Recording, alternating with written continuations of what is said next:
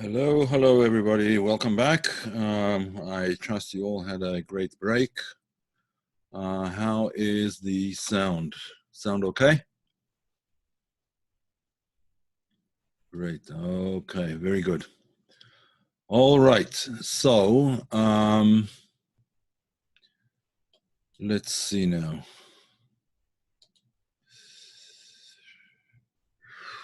Okay. So,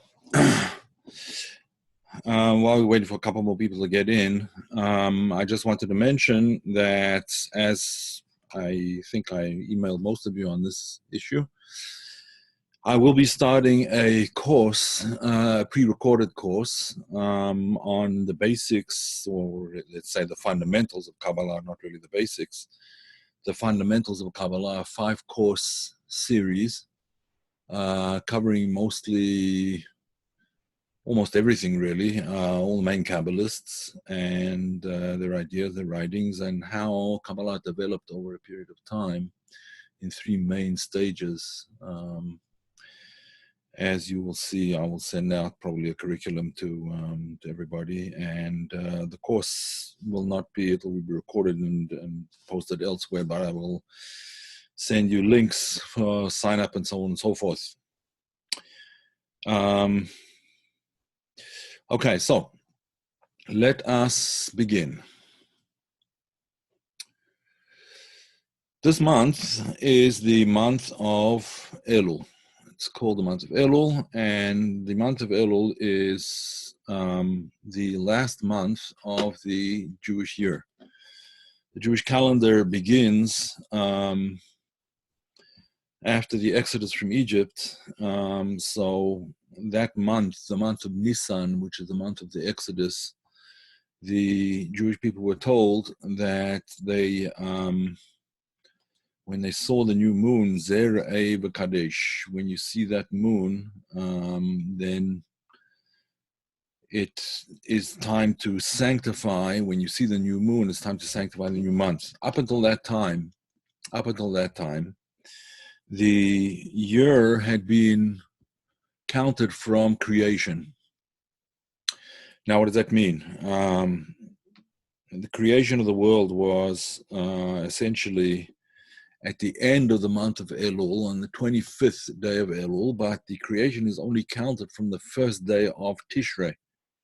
Tishrei is the next month, then the first month of it was the first month of the year until the Exodus from Egypt. Now, when that first month, when the first creation really began, so time wasn't really counted then. It only was counted from the creation of man, which was on the 6th day of creation. And that comes out as the first day of Tishrei, which is the Jewish New Year, 2 days of New Year. However, when the Torah, with the Exodus from Egypt, and when the Torah was about to be given, so the months, the ranking of the months changed. Although that was the first month counted from creation, that now became only the 7th month. Right? The month of creation changed from being the first month to the 7th month. The 7th month after the Exodus. Excuse me a second. Excuse me. Okay, so the 7th month after the Exodus. So what does that mean? This is just a brief introduction to the idea. What that means is essentially time was counted in a very sort of a linear fashion. In other words, initially, time was counted in terms of creation, in terms of what there is and what there was and what came to be. But now, time is counted differently. Time is now counted in terms of liberation. In other words, in terms of soul rather than body, to put it that way. The initial counting was counting that was from the physical creation of the world. Now the counting begins from the liberation of the soul. That's what the Exodus from Egypt is about, the liberation of the soul. And so things take on a whole new meaning. It's not just a developmental idea that is counted, that is reckoned, but rather a conceptual idea, the idea of freedom, the idea of liberation. Now, the month that we're talking about now is, in fact, Elul is the last month of the solar year, or the last month before the Jewish New Year. But it's the 6th month from the liberation calendar. So there's two calendars really. Sometimes they are sometimes called the male and female calendars. Now, how we describe the male calendar and the female calendar is perhaps a subject of dispute. Do we say the male calendar is the one that starts from Tishrei, and the female is the one that starts from Nisan, since that was the rebirth of really the birth of the Jewish people? Or do we say it's the other way around? It doesn't really matter right now, but the point being that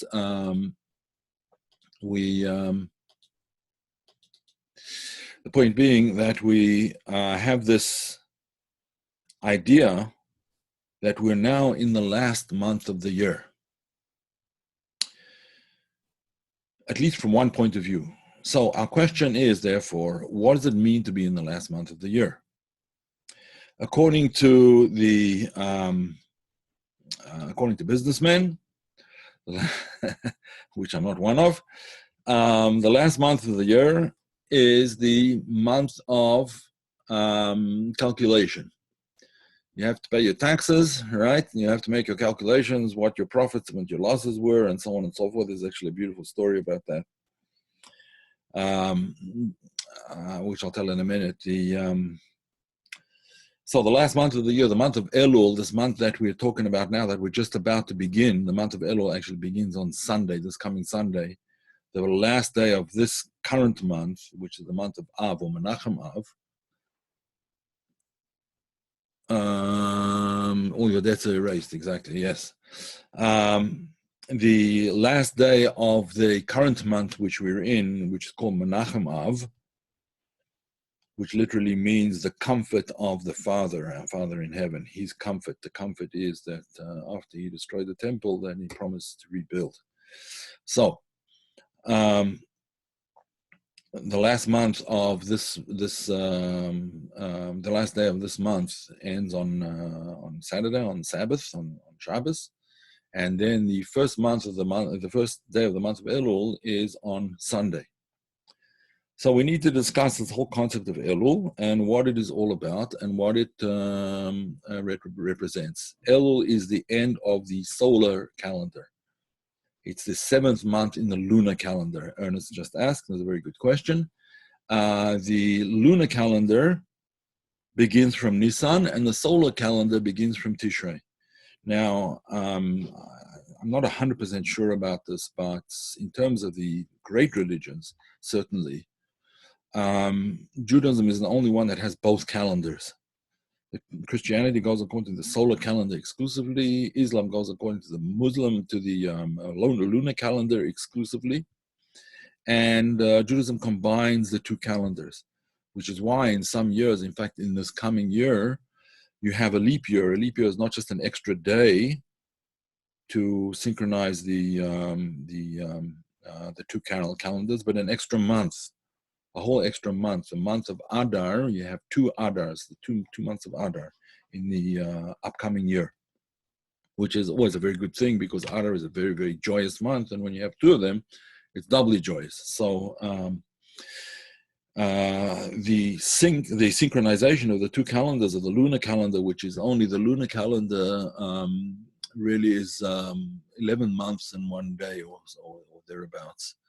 Whereas the solar calendar is 12 months, as we know. So, every 7 times in 19 years, there has to be a lunar, an adjustment to the lunar calendar, and that's in order to bring these two calendars, the moon and the sun and the moon into sync. So there'll be an extra month, and we'll talk about that when we come to the month of Adar down the road in about 6 months from now. So this month, therefore, the month of Elul really starts on Sunday.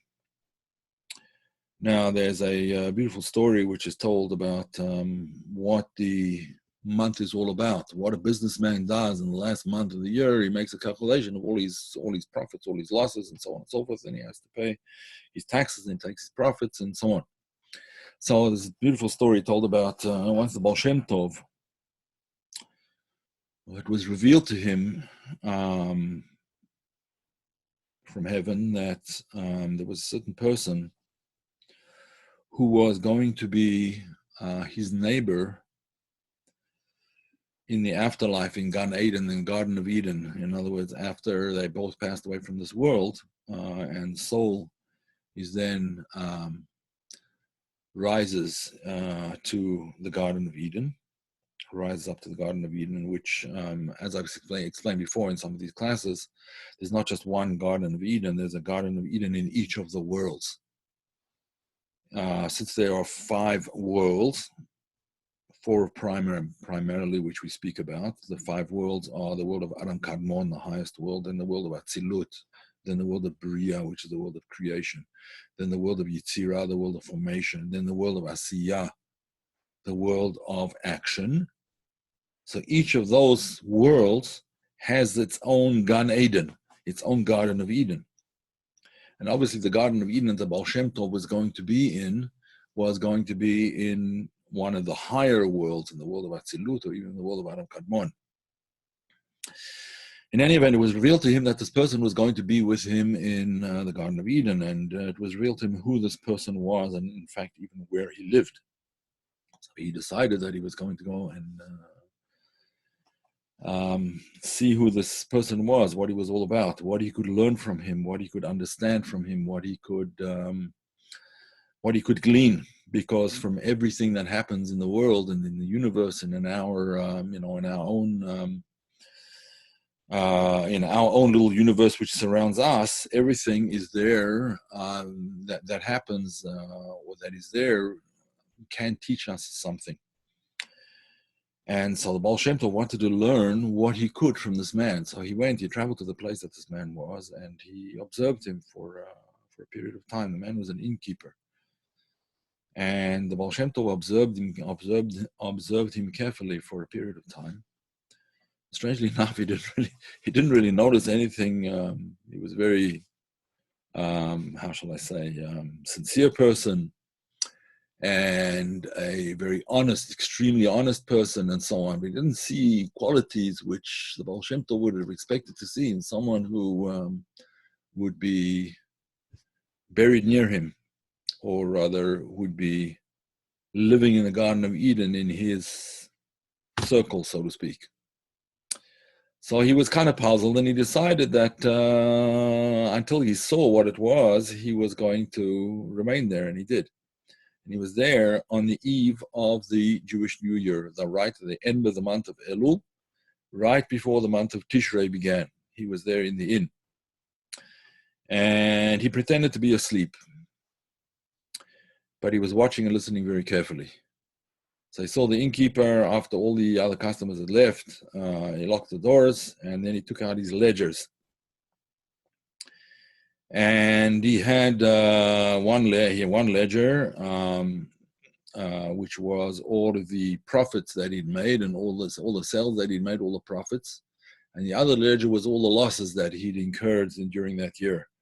It wasn't just losses in the inn, but it was losses, his cow died, and someone got sick, and this happened, and that happened, and his inn was broken into, and this and any other, whatever it was, all the things. So he reads out of both ledgers his profits and his losses, and he takes the 2 books and he binds them together with a string, and he says, God,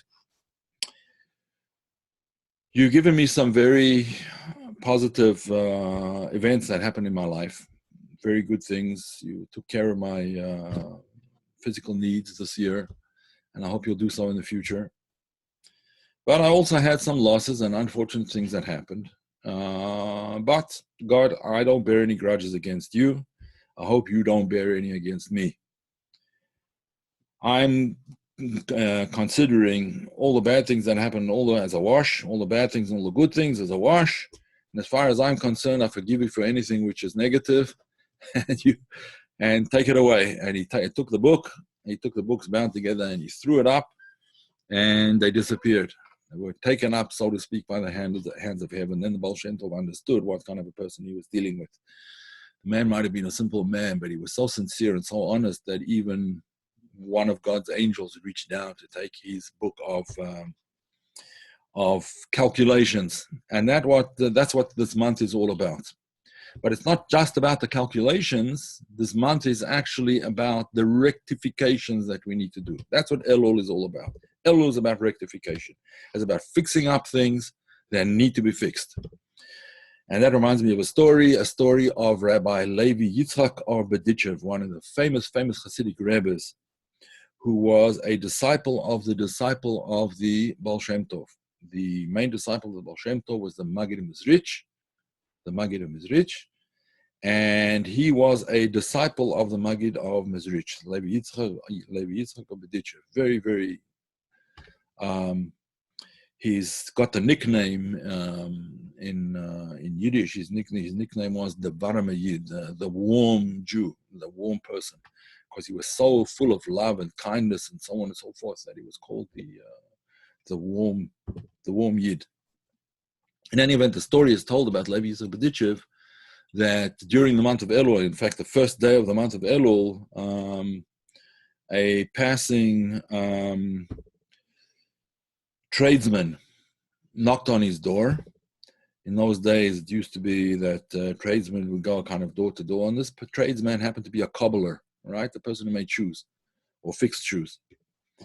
And so he knocked on Levi Yitzchak's window or his door. And when Levi Yitzchak asked him what he could help him with, so he said, do you have anything to fix? Does anything need fixing? And Levi Yitzchak went into a state of what's called dveikut, which means literally cleaving. In other words, when the soul cleaves up above, it's a deep meditative state. So he went into this deep reverie or this deep meditation.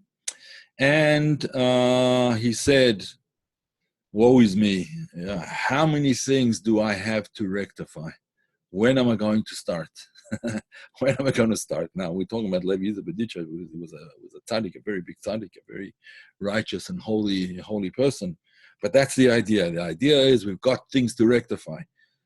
When are we going to start? When are we going to start the rectification? That is the question that we have to ask ourselves. When are we going to start our rectification? So, let's understand more of the month, and then we'll understand more about what rectifications we have to do, and what paths we should take to do what needs to be done. So, one of the books that deals with the concepts of the various months is the Sefer Yetzirah, the Book of Formation, a very, very ancient book attributed to Abraham. It was not written down, it was passed down by tradition from Abraham onwards through his son Isaac and Jacob and so on, down through the 12 tribes to the Israelites. And eventually it was written down, according to our tradition, by Rabbi Akiva, the great Rabbi Akiva wrote this down, called the Sefer Yetzirah. Very, very interesting book, which I'm actually doing a commentary on right now. But I've just about almost finished the first chapter. So the idea of I'll address some of the questions in a few minutes. The idea of Sefer Yetzirah is to analyze the months, and it analyzes them in many different ways. One of the ways in which it analyzes the months is by examining the idea of what is the connection of the month to the various sfirot.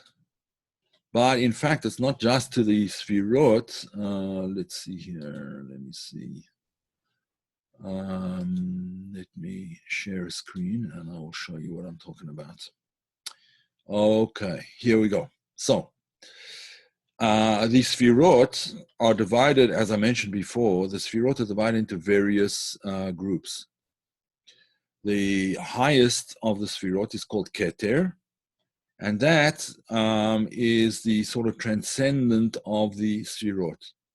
The next three, Chochmah, Bina, Dat, are the intellectual sfirot. In other words, the properties of Chochmah, Bina, and Dat, wisdom, understanding, and Dat is sometimes translated as intuition, consciousness, knowledge, awareness, etc. As you can see the various things over here.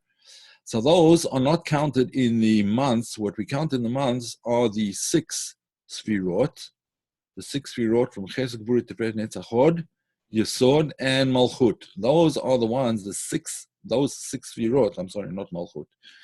Chesed, Gvura, Tiferet, Netzach, Hod, and Yesod are the ones that we count. There's 6 of them, and those are the ones that we count in the months. Now I'll explain why we do it like this, because actually it's not the sphira itself, but the channels between the sphirot that are counted. So the channel, these are the channels over here. If you can see, I don't know if you can see my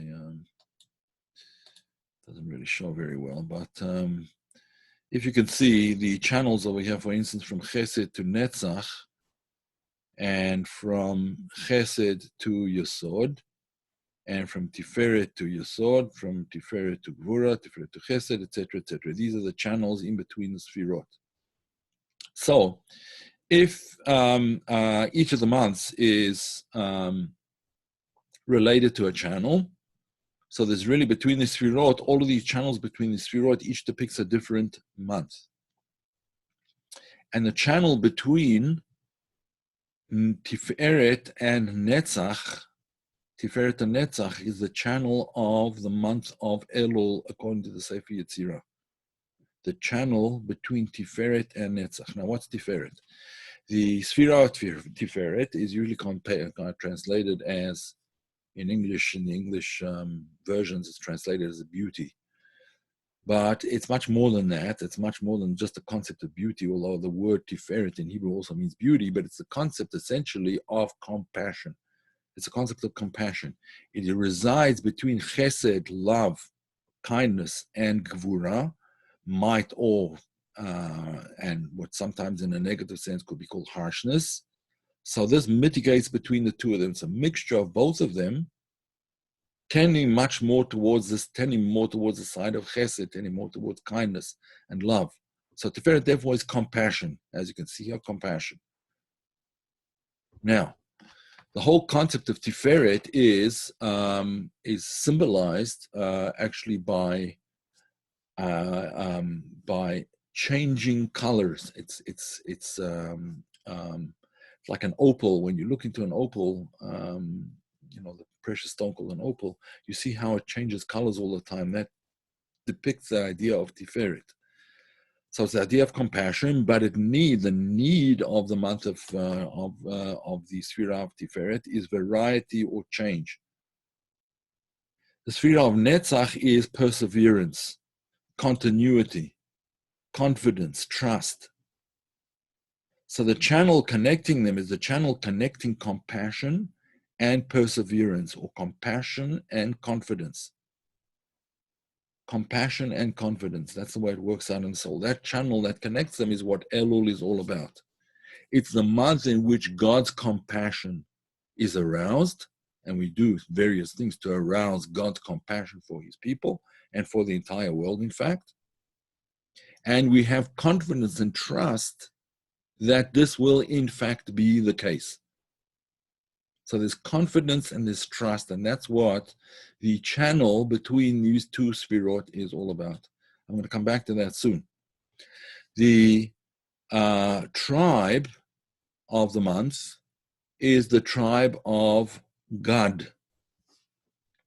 the tribe of Gad, G-A-D. That was one of the 12 tribes. Each month is associated with a certain tribe, and the tribe of that particular month is Gad. And one of the ideas of Gad is that he was a warrior. He was a tremendous warrior.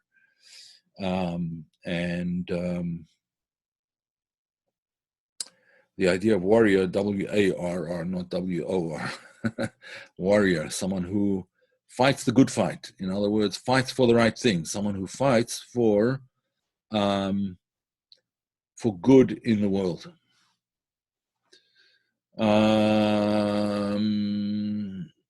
Let me see some of the questions quickly. I see there's a lot of questions here.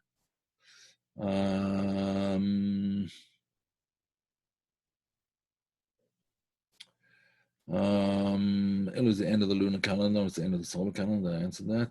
Yes, Rosh Chodesh ties into it as well. Yes. Rectify for the last year of all our years. No, rectify is only for this last year. Yeah. I mean, one can rectify things from one's whole life as well. That is the case. So Frank asked a good question. Was God more of a fighter than Judah? That's a good question. No, Judah is known as the lion, but God is known as the one who knows how to fight, not in single combat, but as a group. God Gedud Yigudenu. He fights as a group. In other words, he harnesses the powers of the group rather than comes out as an individual. And as we know, the power of the group is greater than the power of the individual. So that's why he is regarded in some sense as more powerful. That was a good question, Frank. Now, the interesting thing about this month is that the chush, the sense of the month, we have, according to Western philosophy, only 5 senses, as you know. The sense of hearing, the sense of touch, the sense of smell, taste, sight, etc. Right, those are the 5 senses. But in Kabbalah, there are actually 12 senses. 12 senses. The sense of this month is the sense of action. Action itself is a sense. Now, there are some other cultures that also talk about other senses. For instance, as I think I mentioned before, American Indians. Some of the American Indian tribes regard balance as a sense, balance as one of the senses. But in any event, the Sefer Yetzirah regards the idea of action, or in Hebrew, maaseh, action as a sense. Action is regarded as a sense. Now, what does this mean? This means that just as you have the sense of sight, which gives you certain information about things that are in the line of your line of sight, or hearing gives you information about things that send a message, so too, and we have a sensitivity to that. You can hear messages and you can see things. So too, we have a sense for action. And some people are more endowed with one sense than another. Some people have sharper eyesight, and some people have sharper hearing, and some people have a sharper sense of action. Some people are just very cerebral. It's all up here, and they don't really bring things down to action. And our sages say that action is the main thing. Hamaisa hu ha'ikar. It's not the philosophizing and the understanding that is the most important thing. Understanding and philosophizing and so on have to lead to action. Action is the end point. Action is associated with the sphira of malchut. The sphira of malchut, action. So that is the idea of this month, the idea of action. The whole point of the month is to come to new action, new activity. Which reminds me right here that I'm going to be giving an analysis of the coming year, like I did last year. This coming year is 5779. I will be giving an analysis of that either next week or the week after. Next week or the week after, look out for it. It will be posted on YouTube as well, but it is going to be a really a year of it's going to be an amazing year. Just let's put it that way. I will discuss it fully next week or the week after. In any event, action is the main thing. For things to remain in the world of thought is not the intention of creation. When God created the worlds, he created, as we said before, 5 worlds, 5 planes of reality. Why 5 planes of reality? If the highest plane of reality, the world of Adam Kadmon, is much more, evokes much more of godliness, it expresses much more of godliness than the next world down, and how much more so than the world of Asiya, the lowest of all worlds, in which godliness is hidden. So why did he need to create the final worlds, the lowest worlds? Well, that was his intention. His intention was that the world of action, our lowest world, is the world in which he wants his godliness to be revealed through our actions. So the world of action means the world in which we can act to reveal godliness. And that is the chush, that's the talent or the sense of this month. It's a month in which we can improve, rectify our ability to act properly. The mazal means the constellation. The word mazal really means, is translated usually as luck, the luck of the month, but the constellation of the month is called Betula. In English, that would be translated as virgin, or I think it's in the Latin, Virgo. Yeah, the maiden. It's a maiden month. It's the month of the unsullied month, the pure month, the month of purity, the month of purification, the month of returning to the state of being virgin, so to speak. Now, let me explain what I mean by that.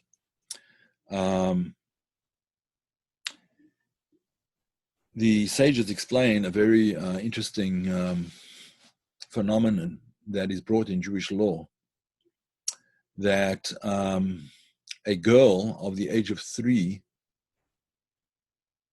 let's say that she was violated and she lost her virginity at the age of 3, if the sages, for whatever reason, not because of her, but for other reasons, then add a new month to the year so that her 3rd birthday is now in the future, even though technically speaking she's 3 years old now. In terms of the months, she's in terms of her actual age, she's 3 years old. But they add an extra month, and now she's no longer 3. She'll only be 3 next month or the months after, whatever. So betuleha choizrim, her virginity returns, because a girl under 3 years old that loses her virginity is still regarded as a virgin. But that is only in terms of in terms of Jewish law. But what it means in terms of ourselves is that this is the month when our virginity returns. In other words, the month when we start all over again. It's the month where we do what is called tshuva. Tshuva means we return. It's the month of returning. It's the month of returning to who we were, to the pristine selves that we were before the negative actions that made us sullied and made us non-virgins in a negative sense, right? And we lost our innocence. We lost our virginity, so to speak. So this month, therefore, is the month in which this can be returned, which it can be reinstated. Now, this whole concept of reinstating virginity is done through not by God. It's done by us. It's done by us, by our actions. As I mentioned before, the whole concept is for us to. Sorry, I'm just trying to get the next thing up on the screen here. Let me get it ready. Okay. Okay. So to bring ourselves to a state of purity. Now, how do we do this? As follows. Let me share screen again. Where are we here? Share screen. Okay. Here we go. Every month has a permutation of the divine name. The divine name, usually when spelled out, is usually spelled like this.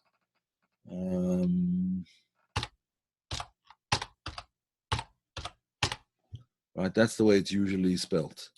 Right? Yud K Vav K. Yud He Vav He. That's the usual spelling of the divine name. Okay? But because there are 4 letters and 2 of the letters are the same,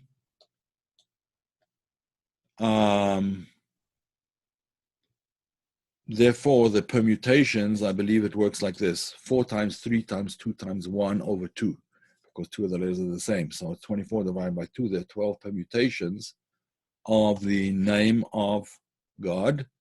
Yud He Vav He, Yud K Vav K, right? There are 12 permutations of that. And these 12 permutations correspond to each of the months. 1 permutation for each of the months. So the permutation for this month is the following permutation.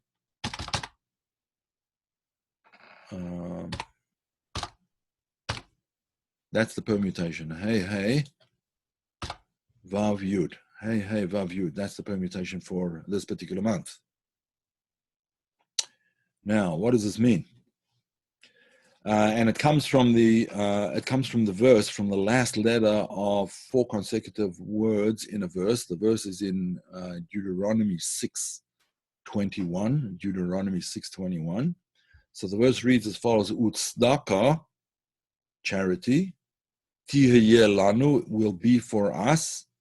Nishmor la'asot et kol mitzvah hazot, when we do all of the mitzvah, all of the commandment before God, as He has commanded us, right? When we do the commandments as God commands us, then we will come to the state of charity, divine charity. God gives us charity.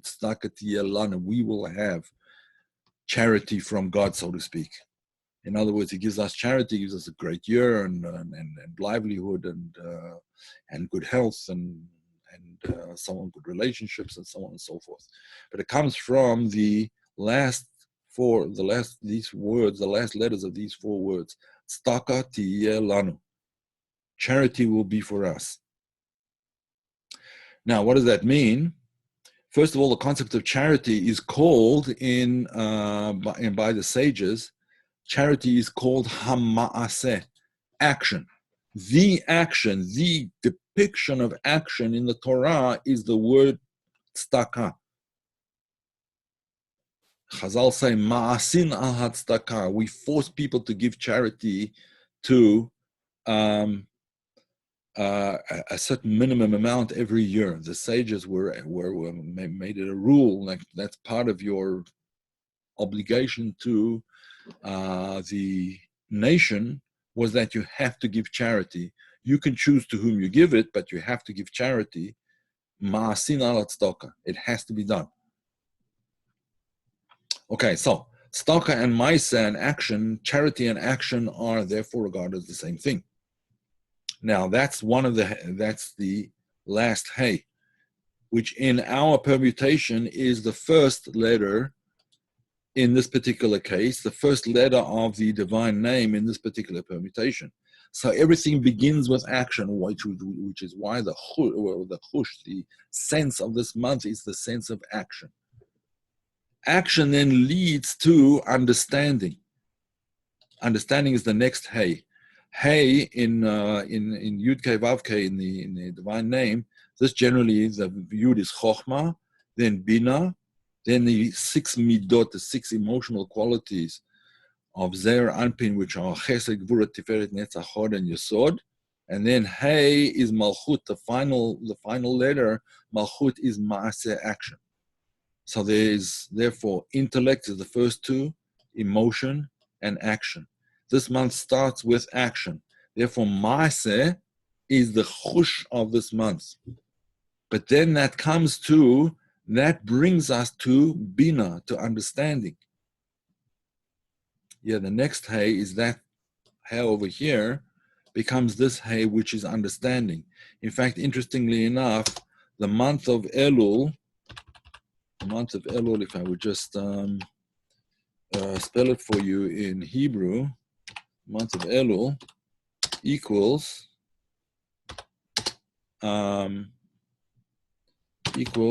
Bina. Equals Bina. The gematria, the numerical value of Elul. Elul is 60, 30 and 30, 66, right? Bina, I'm sorry, it's not 66, 67, I'm sorry. Lamed is 30, Vav is 6, and Aleph is 1. So 67, right? Bina is the same thing. Bina is Nun, 50, Yud, 10, Hey, 5, Beis, 2. So they both equal 67. So Elul is also Bina. So that is the second level. So therefore, it's the second letter in the permutation. So first comes action, then comes understanding. Once there is understanding, then the emotions can be rectified. The main rectification that we have to do is in the emotions. The emotions are what need to be rectified. Intellect usually does not need that much rectification. If you learn the truth, then it remains the truth. Your mind doesn't warp the truth necessarily, or at least it shouldn't. But what needs rectification, what needs fixing is the emotions. Why? Because the emotional aspect of the Sfirot, let me just get the chart of the Sfirot again. The emotional aspect of the Sfirot, these are the Sfirot that broke in Shvirat HaKelim, when the world of Tohu shattered and the vessels shattered of the world of Tohu. There were 7 vessels that shattered. These vessels, the vessels of Keter, Chochmah, Bina, did not shatter. But the vessels of Chesed, Gvura, Tiferet, Netzach, Hod, Yesod, and Malchut did shatter, and therefore they have to be rectified. And primarily, these vessels over here, these are the emotional. Again, Malchut is action. But through action, Malchut, we come to Bina, we come to understanding. The final Hey, action, leads to the final Hey of Yud Kei Vav Kei, which in this permutation is the first Hey of the month, the first Hey in the permutation of the month, as we said before, leads to the second Hey. Action leads to understanding, and understanding, Bina, is called the mother of children. These are the children of Bina. The mother of the children is happy. Ema banim smecha. She is joyful. Why? Because the children start acting right. They start acting in the right way. So the mother is joyful. So the rectification, therefore, is in the Vav, in the 6 emotional qualities. And finally, and it all comes about through action. And finally, then one comes to the concept of Chochmah, which is Bitul, which is self-nullification. Self-nullification. Okay, so now, let's just discuss briefly, we've already gone on for too long, but there are a number of tikkunim, a number of rectifications, which are therefore extremely important. The first rectification is rectification of action, which is in some ways the easiest to rectify. It's much more difficult to rectify your emotions than it is to rectify your actions. A person can do actions even though he doesn't feel like it, he doesn't believe it, and doesn't want to do it, but nevertheless he does them. He or she does them. That is regarded as the action has been done. The Baal Shem Tov would always explain that the action of giving charity does not depend on your intentions. The merit of giving charity is whether you had the right intentions or not. It's obviously better to have the right intentions. But even if you didn't have the right intentions, it's one of the only mitzvot that you can do, even if you have the wrong intentions, and you still get, so to speak, the reward of the mitzvah, the reward for it. Okay, so that's one of the tikkunim, the tikkun of giving, the tikkun of rectifying your giving, charity. And that is highlighted by the letters of the word. It's a word from, words from a verse which talks about, which is in the Megillat Esther, right? Megillat Esther, the scroll of Esther, which is about the whole story of Purim. And it says over there, one of the verses says over there, that this is the time, these are the days where the Jews in Shushan, in Persia at that time, was the Persian Empire, had respite from their enemies in a month in which things were turned over from tremendous tragedy to tremendous joy, from mourning into days of celebration and days of feasting and eating and drinking, simcha and joy, and mishloach manot, and sending, mishloach manot means sending parcels of food or sharing your food with others. And then the following words are as follows: Ish lere'ehu umatanot le'evyonim. Each person sends to his neighbor and gifts of money to the poor. So the words, the letters, the initial letters of the word Ish lere'ehu umatanot le'evyonim spells the name Elul. Let me just show you here briefly. I'm sharing screen backwards, so therefore it's more difficult for me to. Oh, there you are. There it is. We're sharing screen. Here we go. Yeah, so here we are. Ish lere'ehu umatanot le'evyonim. That's the concept of charity, the concept of giving. Right? It spells the word Elul. Aleph, Lamed, Vav, Lamed, Elul. Now, there are many others, but unfortunately we don't have time to get into all of them. But just very briefly, another permutation of the month of Elul is found in a different verse. And God will circumcise your heart and the heart of your descendants. Et levavcha ve'et levav zarecha, your heart and the heart of your descendants, also spells the word Elul, and that is the concept of tshuva, of returning to God in this month. But it's returning which comes about through our primary action, right? The things that we have to do. Also in terms of prayer, which is the concept of tefillah, of prayer. In any event, the main point being that we have a lot of work to do, ladies and gentlemen, and let's leave it at that. We know that we have a lot of things to do, and let's go do them. I will answer some questions now, if there are any. Can this month also be a new beginning, period of renewal, spiritual awareness? Absolutely. Not only can it be, but it ought to be. That's the main. That's the main thing. We get to spirituality, strangely enough, through action in this particular month. Now, that's not true of every month. Every month has its character, but through action, right action, correct action, kind action, action which is symbolized and depicted by charity, charitable acts towards others, towards oneself as well, in fact, that, yes, as someone says now, double time, right, Frank? Double time, yeah, double time good action. That leads to a new spiritual awareness. Now, you usually don't think of things like that things work in this kind of way. Through action, you can come to spirituality. But in fact, this is a very fundamental concept in Judaism altogether. The whole concept of a commandment, the commandments are mostly action commandments. Some of them are feeling commandments. Some of them are intellectual commandments as well. But the vast majority are action commandments, 613 commandments, and most of them are actions. And the word for commandment in Hebrew is the word mitzvah, to do a mitzvah, a commandment, right? Fulfill a commandment. But the word mitzvah comes from the word tzavta, which means a bond.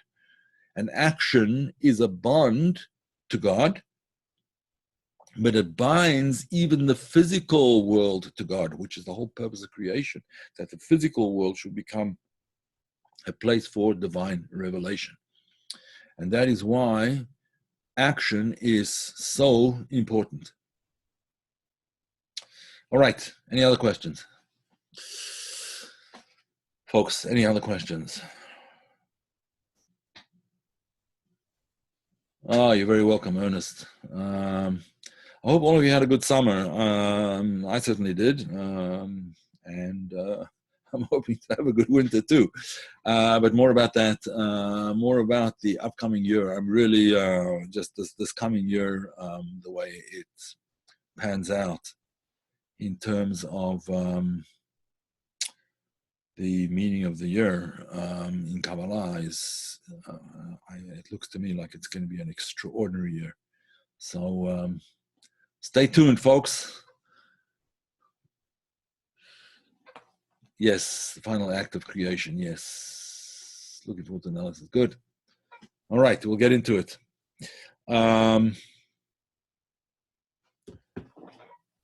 Anything to bring back the sentence is appreciated. Went to college stopping observance. Yeah, that can happen in college. Doesn't count it, huh? Main thing is to keep the bond. Keep the bond going, even if it seems to be a one-way street. But keep in touch. People come back to, not always, but very often people come back to those who show them that they're not, the worst thing to do is to get angry with your relatives, your kids in particular, because they're not following your path, or because they're striking out on their own. Kids come to realize after a while that if you don't prevent them from finding their own way of appreciating godliness, and that's what will bring them back to the whole thing. If you let them find their own way, then usually they find an even better way than you could have given them. So the main thing is to keep up the bond, keep inviting them, keep the connection, keep up the dialogue. Lecturing kids doesn't work. Sharing ideas in terms of questions does. In other words, if you have a philosophical question, if you can couch your question in a philosophical sense, so that it's not sort of an attack question on the child, you're not attacking their religiosity, you aren't even approaching it directly, but it's a philosophical question. And then you can give your point of view once the child is given their point of view, whatever it is, but it shouldn't be preaching. Don't preach. You're not paid to do it, and it's not worth doing. Is there a place to get the Sfirot chart, please? The one I just showed you, absolutely. Just drop me an email at kabbalahdecoded@gmail.com.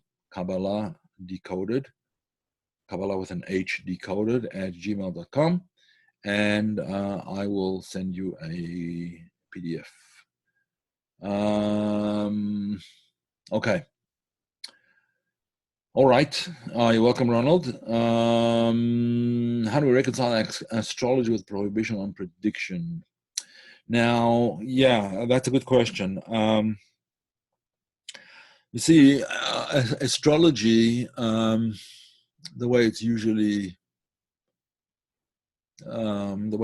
depicted is actually against the Torah. You're right, but the Sefer Yetzirah is certainly not against the Torah. It just tells you, it explains to you that there's certain qualities that are built into creation, and we can come to fathom and understand those and appreciate them and use them.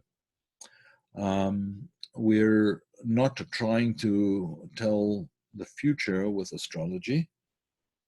We're just trying to explain the nature of the month that we're coming into, so that we'll be properly tuned to it, right? We're tuning ourselves in. Every month has its character.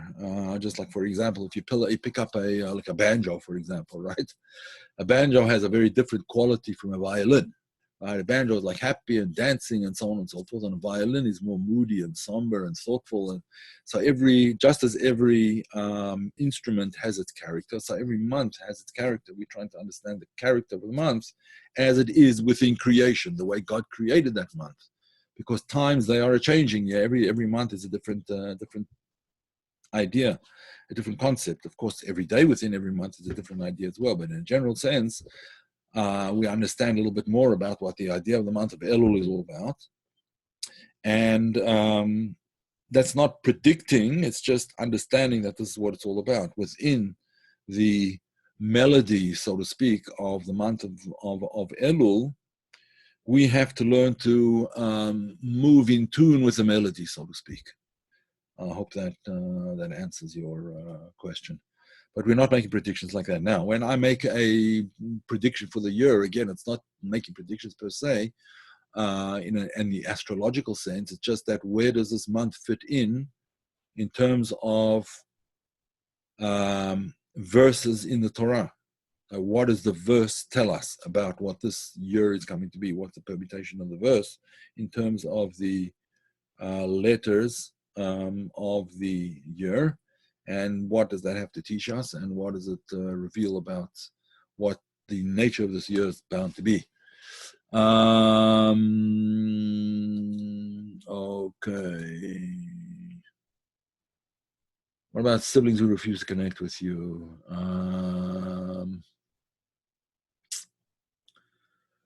You're welcome, Tamara. What about siblings who refuse to connect? It's a tough one. Leave the channels open. Siblings have birthdays. And if the sibling is not talking to you, send a birthday card, an anniversary card. If the sibling is married, the sibling is divorced, I don't think you should send a divorce card, but there's those kinds of things. If you're having some kind of celebration in your family, you're having a wedding, one of your children, whatever, or some kind of family celebration, invite them.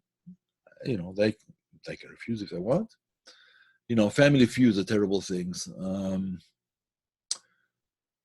I try very, very hard to make sure that in our family, thank God, I have to say it honestly, thank God in my family, my kids, we don't have any family feuds between them.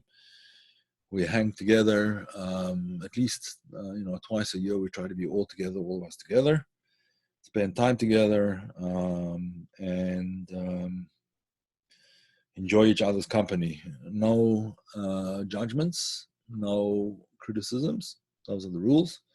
No judgments, no criticism, just have a good time together. Everyone has their sensitivities, of course, and we try to make sure that we are sensitive to their particular issues. Similarly with my sisters, I don't have brothers, only two sisters. I keep in touch with them. So there's always a channel, there's always something you could do. Yes, it's true that maybe the other person is more at fault, and maybe they're entirely at fault. But if you would send an invitation, or just a happy birthday card, or a get well card if the person's not well, or whatever, or even better, if it's flowers and a bottle of scotch, something, whatever. I mean, there's many there are many things that can be done, but just make a gesture. And if you have to make the gesture all of the time, I can assure you that eventually the barrier will crack. A very interesting story which I read many years ago already. It was a young rabbi and his wife went to a town, and I think it was somewhere in Georgia. I don't think it was Atlanta, but it might have been Atlanta. I don't remember now. But shortly after they arrived, they started getting these phone calls, which were threats from a neo-Nazi. And At first, they were very concerned and they didn't know what to do. But they decided together, the husband and wife decided together that when this person called again, because he would call on a regular basis, maybe even every day initially, they would, they would just say, listen, you must, there must be things that we could talk about. I'm sure we could come to an understanding of each other and so on and so forth. Anyway, to cut a long story short, this went on for several months, and until I found out who the person was. It was a neo-Nazi person who was actually confined to a wheelchair, and his condition was deteriorating. In any event, they started sending him once a week a basket of fruit and goodies, and from the rabbi and his wife, and there was a little card, sent to UPS. They couldn't really refuse it. It wasn't them giving it to him. Until eventually, he stopped calling, but then they started calling him and asking how he's doing and so on and so forth. And to cut a very long story short, it's if I can find the story, you'd be very interested in it, most of you, I'm sure. Very interesting story. But, I'm still recording this and I shouldn't be. All right. In any event, the end of the story was that he really had no one looking after him, and he had some kind of debilitating disease that eventually he was, unable to take care of himself, and they took care of him. Of course, he was no longer a neo-Nazi. In fact, he even converted to Judaism eventually, and died as a Jew. But you see, now your siblings are not that bad. They might be angry with you. They might be very angry with you, but there's a way of dealing with angry people. Angry people are usually people who are hurt. Sometimes they have no right to be angry, and really what they do is the wrong thing, but, reach out. Reach out, see what happens. That's my advice. Yeah, if I can find the story, I'll look for it somewhere. I used to have it. It was a printed story in a magazine. Still have it anyway. I haven't seen it for a long time. Okay, folks. In any event, see you next week, and we will be in touch. All the best.